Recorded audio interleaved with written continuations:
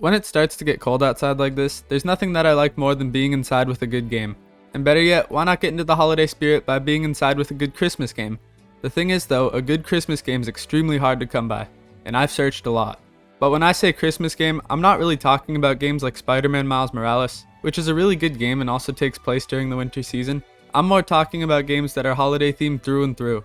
I want something that makes me feel jolly, which is why I spent some time looking for and testing a few different Christmas games to maybe finally prove that these games aren't all bad. And I played things across a couple platforms because I want to see some variety, and I also know that I can't be picky here.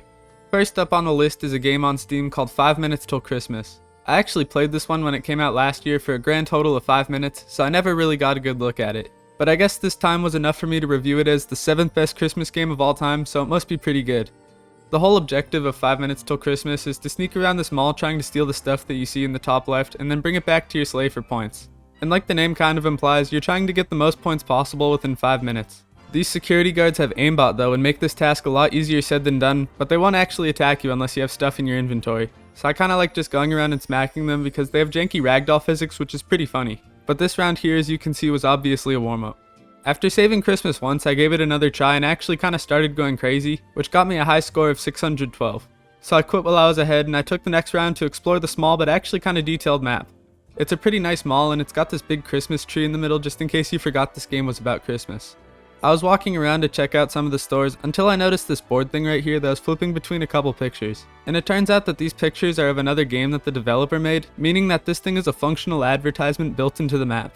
There's quite a few other little things to look at, and overall this map feels pretty well done. I finally checked out the leaderboard and I'm 99% sure that this guy Mark with the score of over 2 billion is a dev or something, because I don't even know how these people get into the thousands. That's about all there is to see in this game though, but I think this game is pretty spot on for what it's trying to be. It's a fun little high score based arcade game, so obviously it's not going to be filled to the brim with content, but if you have 15 minutes to kill, this game is pretty good. The only thing I wish was kind of improved on is the variation in the soundtrack, because when you're actually playing around, it's the same few bars on repeat over and over again.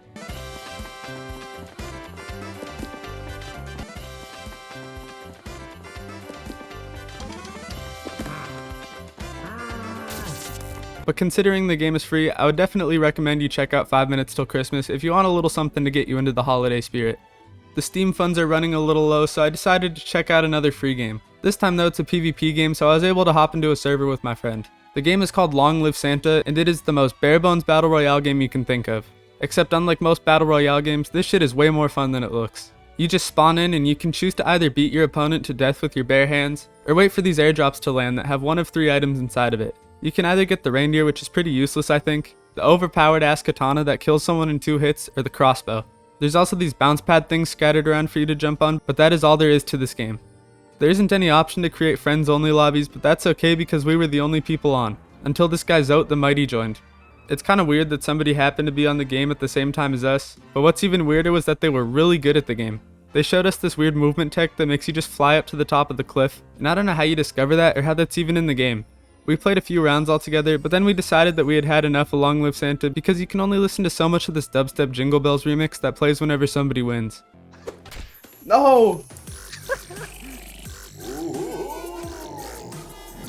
What the fuck was that? Even though this game is super simple, there's just something about it to me that I just really enjoy. And I will probably come back to this game with more friends because I really want to see what a full lobby looks like.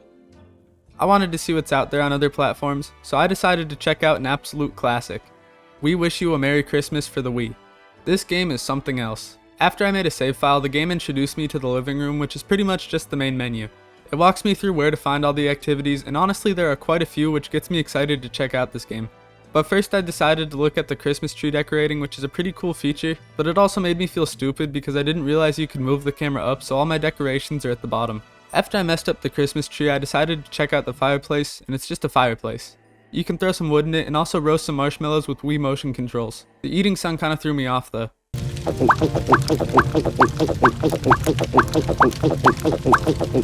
You can also listen to some Christmas music through the radio, and it even shows you the lyrics if you want to do some karaoke or something, I guess. And then there's my favorite feature in the game, the advent calendar. I feel like this is the only reason to open up the game more than once, because as far as this game goes, you can get some decently cool stuff. I got these magic crystals for December 1st, which makes the fire all colorful when I sprinkle them in. So that's something, I guess. And finally, there's the main feature of this game, the mini games. There's a total of 6 different minigames to choose from, and they're about what you can expect from a game like this. The first minigame here is Deck the Halls, where you just have to match 3 things or more on a grid to fill up this meter on the bottom. It's really easy and really boring because the game only ends when stuff starts rolling off the edge, but I quit before I was even close to losing. Next up is Present Catch, a minigame where you move this elf back and forth to bounce presents into Santa's bag. It actually isn't that bad except for the motion control sensitivity being so high, because whenever I moved my hand even a tiny bit, the elf moved all the way across the screen. I wasn't having a bad time with this one though, and I ended up playing a few rounds of it. But then we got to Santa's Sleigh, which might be the dumbest minigame of them all, because the gameplay is just moving the cursor over a present and dropping the presents when you're over a house. And I know that I'm playing holiday themed shovelware on the Wii, but Santa's Sleigh still felt like a waste of my time. The fourth minigame is called Reindeer Games, and it's alright I guess. You play as a reindeer trying to jump and get the biggest height possible, and there's enough challenge to where it almost actually feels replayable. It kinda feels like Doodle Jump if you've ever played that. But I thought that I was controlling the actual reindeer, not this cursor, so I thought the game was a lot more broken than it actually is. Minigame number 5 is just called Hot Chocolate. I think that this one is alright, it's just a super dumbed down cooking game, but again it suffers from not having any challenge because you can try to give the elf the wrong hot chocolate and it'll refuse and show you a picture of the one it actually wants. There's no penalty for anything other than maybe running out of time. And finally, last but definitely not least, we have objectively the best minigame in this entire game, Candy Cane Lanes. When you select the minigame, the tutorial window says don't worry about the elves because the bowling balls just tickle them. Who the fuck made this? After my first few rounds of elf bowling, I discovered the best way to go about it is just rapidly flicking my wrist back and forth while pressing the throw button. I actually made it through the entire minigame this time because it's actually kinda fun and I'm a sucker for bowling games. I've had more than enough of these minigames, so I finished things off by checking out the stuff on the carpet in the middle of the living room. This gave me a couple new things to do, so I started by writing a letter to Santa. I think the big guy approves. And there's also a sticker book and a Where's Waldo kind of activity. We Wish You a Merry Christmas is a game that I have very mixed feelings on. On one hand, it feels like a huge waste of my time, but on the other hand, it still is somewhat entertaining and scratches that itch I have for a Christmas game. I don't know how many times I'm actually going to come back and play this, but maybe I'll open it once in a while when I feel like playing some elf bowling. The original plan for this last game here was to play the Grinch game on PS5, but I really don't want to spend that much money on a game I'll play once or twice, so instead I'm playing the Grinch game for PS1. It's an old platformer based kinda loosely on the live action Jim Carrey Grinch, so this should be a fun time. I get through the intro cutscene, and after moving 3 steps I'm put into another cutscene. This one's introducing me to the ass slamming mechanic, and I have to crush every single box because I left my keys in one of them for some reason. Going further into the Grinch's home, I'm introduced to more stuff like controlling Max to get through small spaces and the bad breath mechanic. Every time I move a little bit though, more cutscenes play to show me stuff that could pretty easily have been some on-screen text or something. After I finally make my way through the tutorial section, I'm sent down to Whoville to do who knows what. That's the big problem of this game for me, all the directions it gives are so weird and vague that I can't figure anything out. And I might be a little stupid, but I have no idea how I'm supposed to do any of the stuff on this checklist. So I stumble around and get jumped by pretty much everything that lives down in Whoville.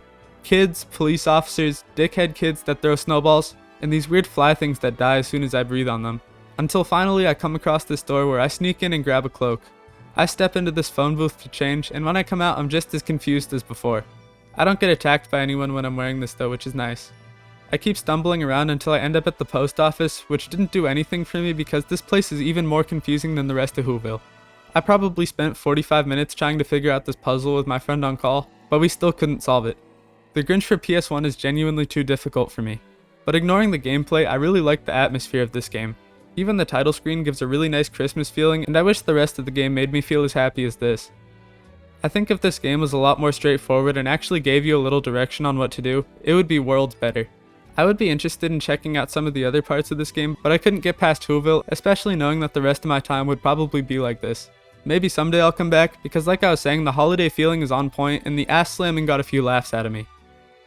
While an objectively good Christmas game is extremely hard to find, I think I found a couple that I would want to come back to. And while they're not exactly top quality, they're fun and janky and I wouldn't want anything else. I had a lot of fun making this video, and I will be on the lookout for more of these games in the future because a couple of them caught my eye earlier, but they were either too expensive or just not even out yet. But that's about it. If you enjoyed, remember to subscribe and have a very Merry Christmas.